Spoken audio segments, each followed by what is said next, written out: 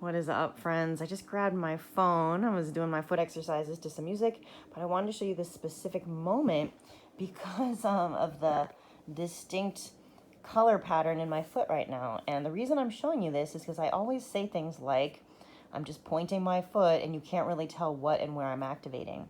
But this is a really good example where sometimes there's a visual symptom of what you can see of the activation. Now, what's going on here, in case it's not totally obvious, is that that's where the pressure point, I'm plantar flexing my foot, like I'm pointing my foot really hard. And I'm trying to make the axis of the fold of the point not at my ankle. So my calf is, it's not totally squished, but it's less engaged than, say, from the arch forward, okay? So I'm trying to make the apex of the arch my midfoot.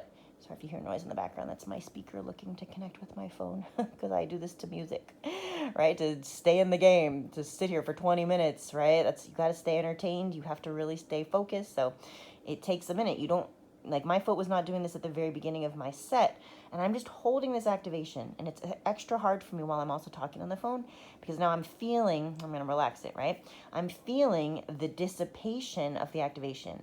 So what I started to feel there was that different muscles, like in my ankle and the back of the calf, were starting to fire, and I was losing the activation where I wanted it, which in this case, for this foot and where it's at in its strengthening journey, is more of a forefoot, midfoot, forefoot intrinsic activation. Now, my left foot can do some of that. It's coming. Proud of this little foot. But when I do that, even though I can actually, this is big. Like, it doesn't seem like it would be, but this is massive improvement over where this foot in particular was, or either of my feet were, like a year ago. Okay, crazy. Two things I want to point out that I'm feeling that you can't see. One, although there's the blood flow is a little bit out of the top of the foot where I'm able to get that apex fold, it's not as intense. You can see there's less, I'm not getting the pink contrast, right? I'm not really making as strong or robust a squeeze. But, at least I can get the articulation there. I couldn't for a long time. And I certainly couldn't with my toes, even as straight as they're not really that straight. Now, I still have this sort of splitting between those toes. I want to just point out, I don't talk about it all the time. It happens to my foot in certain ranges of motion. I'm very pleased to say that when I put my weight on my feet on the ground, I don't get that partition there. That's actually called something. It's like the, I don't know, I want to say it's like the splay of Alexander. It's got a weird name. But that is associated with some foot pathology. I am not symptomatic. I do not have plantar pain in that part of my foot. But if you have spreading in your toes there, that's a red flag, especially if you have metatarsal pain. Metatarsalgia would be the term for that, okay? So pay attention to that. In the meantime, for me, I see that spread in the foot, and I know I'm not getting the quality that spread between those particular second and third toes. I'm not getting the same quality activation that I do on this foot. So that's a visual indication, but it's also, I can feel that I'm not getting as good an activation there, okay? Other thing, other thing, sorry, my brain is like, boom, boom. I also am getting flickers of sensation at other parts of my foot. And on this foot in particular, I start to get some Achilles and long flexor activation, even though I'm not asking my leg to bend at my ankle. I'm trying to hold my ankle at a fixed position, wherever it is, whatever ankle position you choose, and then I'm engaging the foot, right? You can see the struggle.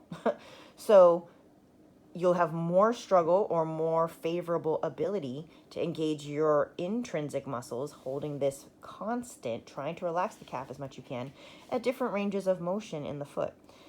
That's just, meet your body where it's at. Try to facilitate finding what ankle position, more dorsiflexed, more plantar flexed, and it makes a difference too. If I'm lying down, if I'm sitting here, it's like on the edge of my bed. If I'm lying on my back and I have my feet in the air, if I'm lying on my belly and my feet are up, my knees are bent behind me, kind of like teenager sitting on her bed in a movie type of thing, right? Knees up behind me.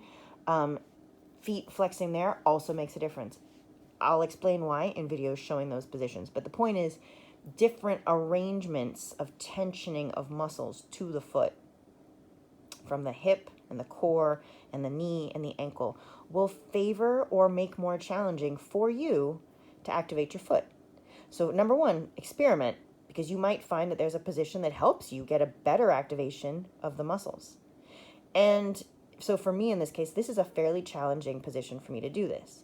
I see more toe spreading, which is telling me it's kind of a flicker of activation, not really robust, where I am aiming to feel it. And I also just don't feel it as well, but that's also kind of a visual symptom. And I'm looking for sort of the feedback from that. But I'm also getting interference. I actually think those are related. I think the interference from the long flexors and the inability for those toes to work together, the second and third digit, to really strongly support that transverse arch. Notice that's the high point of the transverse arch, medial arch, lateral arch, transverse arch of the foot, right? So if you picture like my middle finger knuckle, super important to not get collapsed there. Okay, no one talks about this. Super important. Your medial and lateral arch, right, what we think of as the inside and outside edge of the foot, those are helping support that transverse arch, and that is honestly what's giving your foot its own truss system, truss like from engineering, right? That's the keystone in the arch. That's also an architectural concept. It's the keystone in the arch that's helping it not collapse. So it is a pressure point in the foot. That's not really how it works in the foot. In the foot, it's not a keystone, sadly. You have a keystone in your body, that's your tailbone. Offline, cutting myself off the tangent. But in terms of where the stress point is in the foot, it's represented at where that keystone point would be, which is where there's a lot of stress, and the squeeze, the strong activation of the muscles to help converge the foot and support and keep it both domed this way and domed in plantar flexion, which is what I originally started talking about, that press down at those metatarsal head knuckles I showed you on this foot. Ooh, I'm proud of that because it feels really, really good. Like, I can't tell you how satisfying it is to just, sorry, my sweaty clothes in the background from class. How good it feels to just really engage those muscles. It's exciting.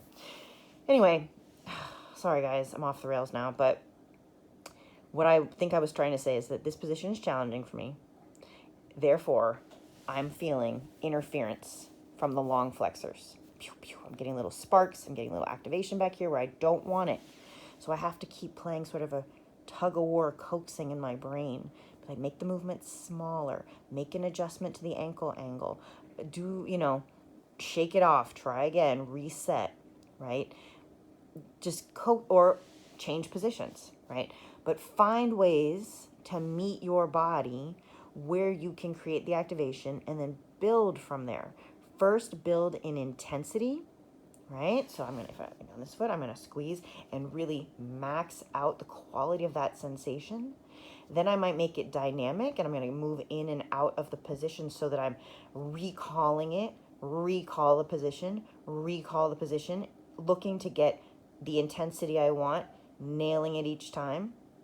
One example, I'm a far cry from that on this foot in terms of how it feels on the inside, right? It doesn't look the same, but it also doesn't feel at all the same. But it's getting closer. So this foot is not ready for dynamic. What I just did on the other foot, as soon as I started to make this more of like a dynamic rather than just hold and look for the activation, I immediately started getting some of the flickers in my heel. If it's not clear, the reason I'm talking about my heel is because there's this competition in the foot for what muscles are making this general position movement, right? This activation, the long flexors or the short flexors, the extrinsic or intrinsic foot muscles. And I suggest you, it's really important that you, am trying to upregulate the intrinsic foot muscles. I want strong extrinsic foot muscles. Of course I do. You need a strong calf. You need strong body. But it's easy to bypass the intrinsics right? They kind of get forgotten. And without the intrinsics, there's no way to leverage the strength in the rest of my body, because my foot, my contact point with the ground will fail. It will be the weak link and it will fail. So super important to give it its own dedicated strengthening.